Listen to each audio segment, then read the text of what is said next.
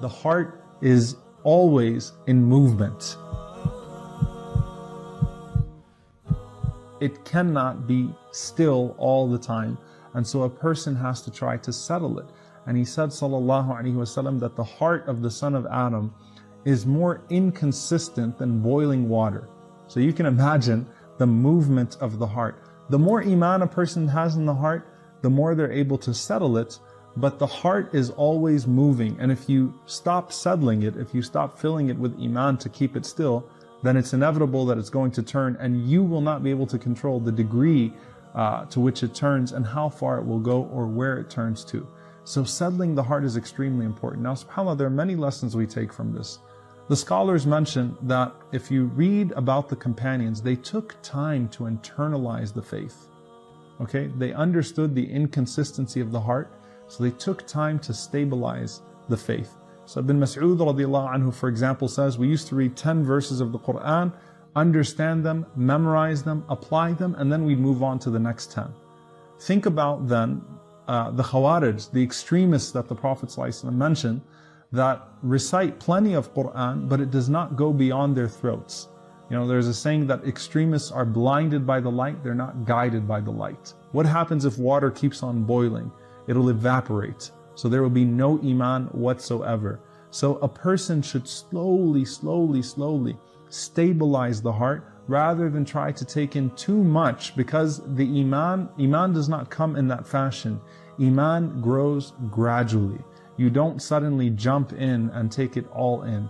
It grows gradually, and a person has to make their heart consistent. So there are two supplications from the Prophet ﷺ that we'll learn today, inshallah, that are very similar. And a person might think that they mean the exact same thing, but there's a subtle lesson that we can take in the difference. The first one is the most frequent supplication of the Prophet ﷺ, that he would always say, Ya muqallib al-qulub, thabbit qalbi ala dinik. Ya muqallib al-qulub, thabbit qalbi ala dinik. O turner of hearts, make my heart firm on your path. If the Prophet ﷺ made that dua more frequently than any other dua, then what then for us? Does the Prophet ﷺ fear hypocrisy? Does he fear that his heart will be turned in any other direction? SubhanAllah, what about us then?